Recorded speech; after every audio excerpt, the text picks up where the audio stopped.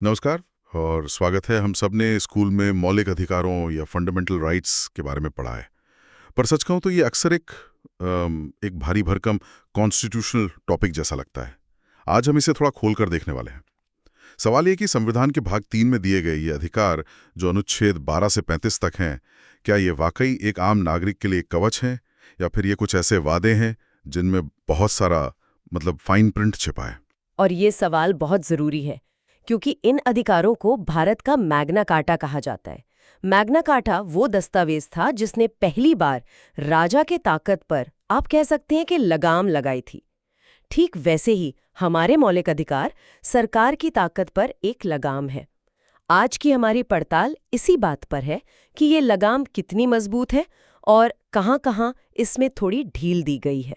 Exactly तो चलिए हमारे श्रोताओं के लिए मिले कॉन्स्टिट्यूशनल आर्टिकल्स और एक्सपर्ट एनालिसिस के ढेर में से काम की बातें निकालते हैं। सबसे पहले ये समझते हैं कि इन्हें मौलिक या फंडामेंटल ही क्यों कहते हैं, लीगल राइट्स क्यों नहीं, इसमें क्या खास है? देखिए, मौलिक का मतलब ही है कि इनके बिना किसी इंसान की पूरी ग्रोथ, मतलब उसकी इंटेलेक्चुअल, मॉरल, स्पिरिचुअल ग्रोथ हो ही नहीं सकती। ये वो बेसिक ह्यूमन राइट्स हैं जिनकी गारंटी कोई साधारण कानून नहीं बल्कि खुद देश का सबसे बड़ा कानून यानी संविधान देता है।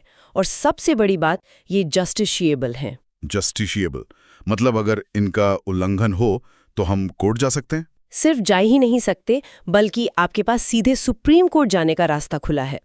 यही वो चीज़ है जो इन्हें सिर्फ कागजी वादों से ज़्यादा एक असली ताकत बनाती है। इनका मकसद है हर व्यक्ति की आज़ादी और सम्मान की रक्षा करना, भेदभाव को रोकना और लोकतंत्र की ज़मीन को मजबूत करना। ठीक है, तो ये एक गारंटी है, सिर्फ एक सुझाव नहीं। मूल संविधान में 7 अधिकार थे, लेकिन संपत्ति का अधिकार अब एक लीगल राइट बन गया है। तो अब हमारे पास 6 मौलिक अधिकार हैं। शुरुआत करते हैं पहले और शायद सबसे बुनियादी अधिकार से, समानता का अधिकार। हाँ, राइट टू इक्वालिटी, जो अनुच्छेद 14 से 18 तक है। इसमें भी अनुच्छेद 14 में 2 बातें कही गई हैं: कानून के समक्ष समानता और कानूनों का समान संरक्षण। एक मिनट, इक्वालिटी बिफोर लॉ और इक्वल प्रोटेक्शन ऑफ लॉज। सुनने में तो ये एक ही बात के 2 अलग अलग तरीके लगते हैं। इसमें कोई छिपा हुआ मतलब है क्या? बिल्कुल है, और ये बहुत दिलचस्प है। कानून के समक्ष समानता मतलब इक्वालिटी बिफोर लॉ एक ब्रिटिश आइडिया है। इसका सीधा मतलब है कि कोई भी कानून से ऊपर नहीं है, चाहे वो प्रधानमंत्री हो या एक आम नागरिक। ये एक तरह से यूं कहिए नेगेटिव कॉन्सेप्ट है, क्योंकि ये राज्यों को भेदभाव करने से रोकता है। और दूसरा वाला, कानूनों का समान संरक्षण, वो एक अमेरिकी आइडिया है और पॉजिटिव है।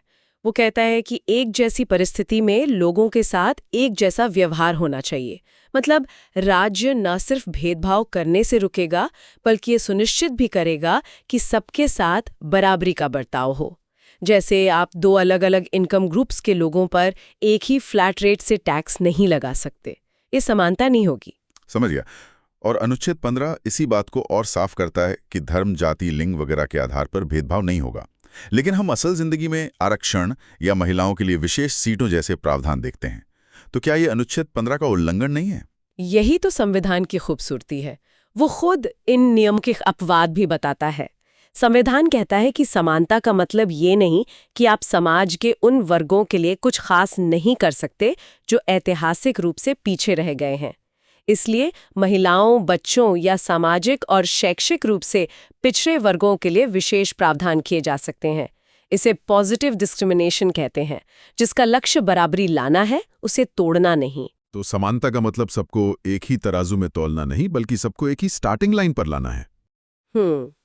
इसी में फिर अनुच्छेद 17 भी आता है, जो छुआछूत को खत्म करता है, और अनुच्छेद 18 जो महाराजा और राय बहादुर जैसी उपाधियों को खत्म करता है, ताकि कोई जन से बड़ा न माना जाए। सही कहा। अब समानता के बाद आता है वो अधिकार जिसे लोकतंत्र की जान कहा जाता है, स्वतंत्रता का अधिकार, अनुच्छेद 19 से 22। अनुच्छेद 19 में 6 स्वतंत्रताएं हैं। बोलना, इकट्ठा होना, घूमना, ये तो लोकतंत्र का मेन्यू कार्ड जैसा लगता है। लेकिन मुझे हमेशा ये कंफ्यूजन रहा है कि मेरी बोलने की आज़ादी कहाँ खत्म होती है।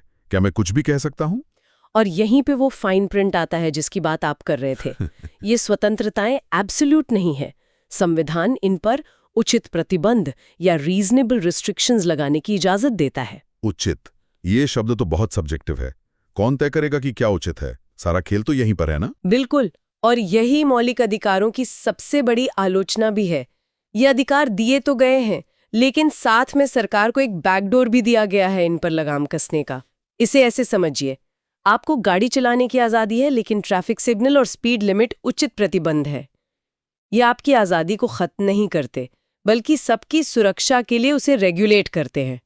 बहस इस पर होती है कि सिग्नल लाल ही क्यों है, पीला क्यों नहीं, और ये तय करने का काम अक्सर अदालतें करती हैं। और इसी स्वतंत्रता के अधिकार में एक अनुच्छेद है जिस पर सबसे ज्यादा बहस होती है। अनुच्छेद 21। हाँ, अनुच्छेद 21, प्राण और दैहिक स्वतंत्रता का संरक्षण।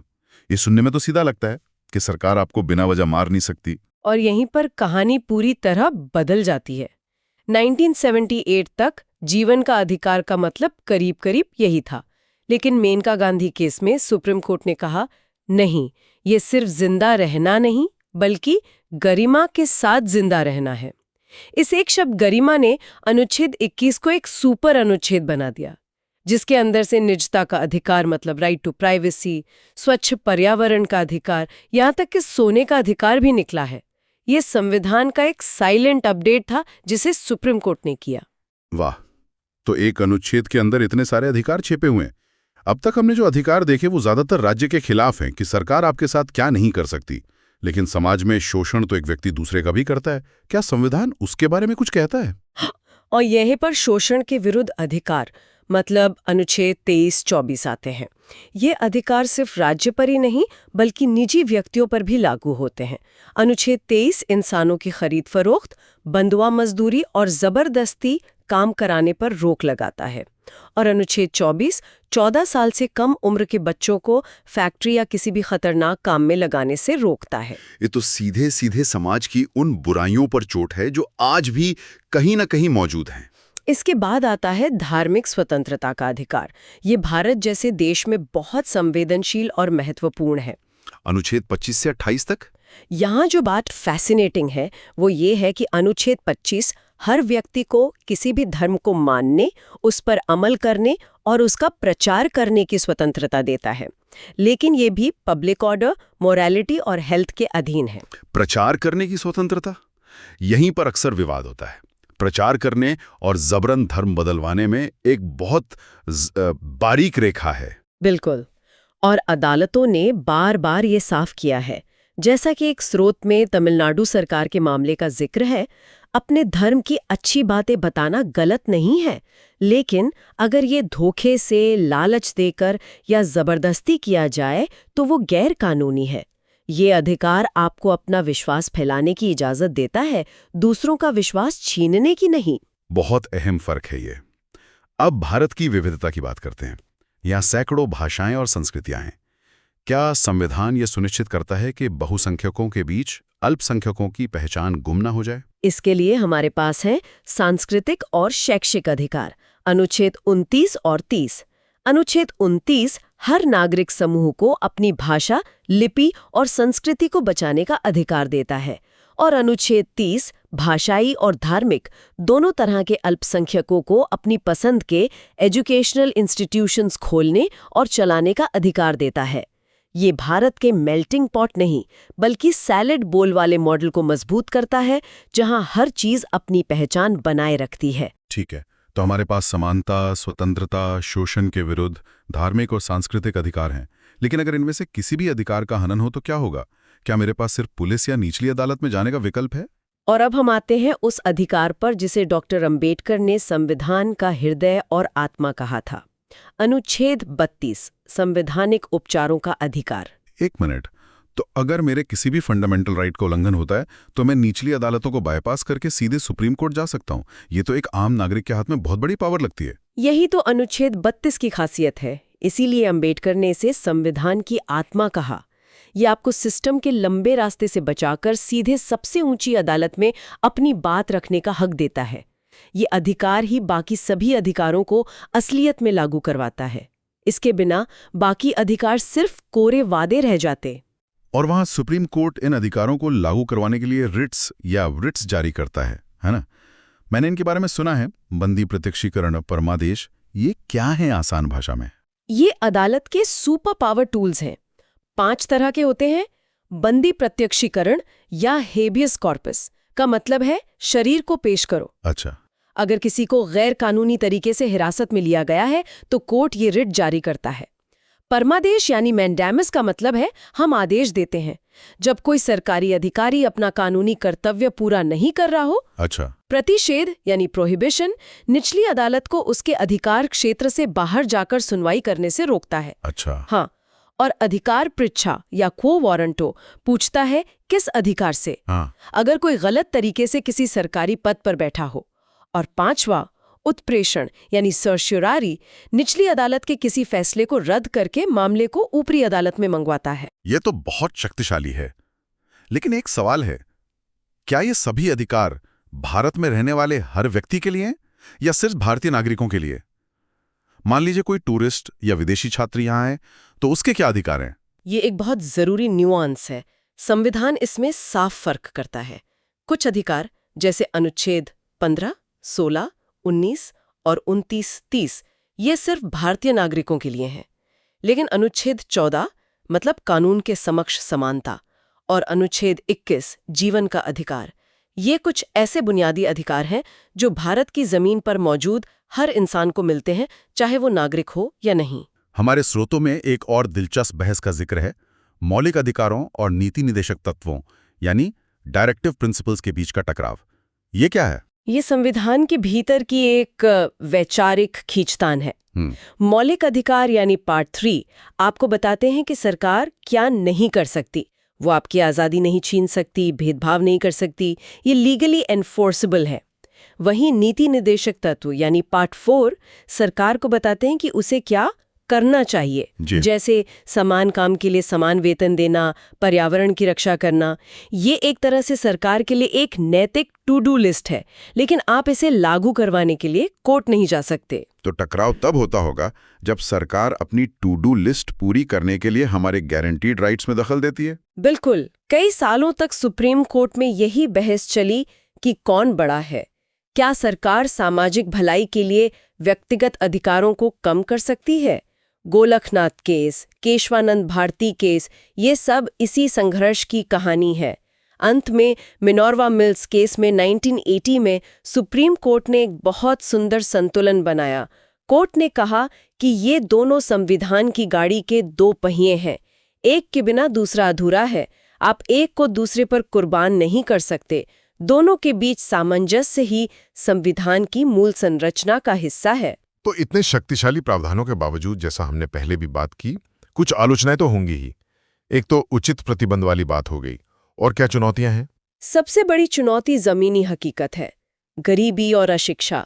इनके कारण देश की एक बड़ी आबादी अपने इन अधिकारों के बारे में जानती ही नहीं, तो उनका इस्तेमाल कैसे करेगी? एक दिहाड़ी मजदूर के लिए जिसके बच्चे भूखे हैं, उसके लिए अनुच्छेद 21 में मिला गरिमा के साथ जीने का अधिकार एक किताबी बात है। और न्याय तक पहुंचना भी तो एक मुद्दा है। अनुच्छेद 32 हमें सीधे सुप्रीम कोर्ट जाने का अधिकार तो देता है, लेकिन दिल्ली जाकर एक अच्छा वकील करना कितने लोगों के लिए मुमकिन है? यही असल समस्या है। हमारी न्यायिक प्रक्रिया बहुत महंगी और लंबी है। तो कागज पर अधिकार होना एक बात है और उसे असल में हासिल कर पाना बिल्कुल दूसरी। इन अधिकारों और आम आदमी के बीच एक बहुत बड़ी खाई है। तो आज की इस पूरी बातचीत को अगर समेटें तो ये साफ है कि मौलिक अधिकार सिर्फ कुछ कानूनी नियम नहीं है।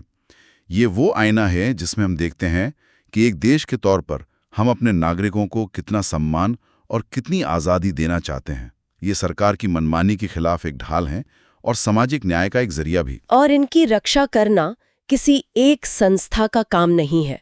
ये एक लगातार चलने वाली प्रक्रिया है जिसमें एक सजग न्यायपालिका, जिम्मेदार सरकार और सबसे बढ़कर जागरूक नागरिकों की जरूरत होती है। ये अधिकार हमें मिले नहीं हैं, हमने इन्हें हासिल किया है और इन्हें बचाए रखने की जिम्मेदारी भी हमारी ही है। बिल्कुल। और इसी के साथ हम अपने श्रोताओं के लिए एक सवाल छोड़ना चाहेंगे।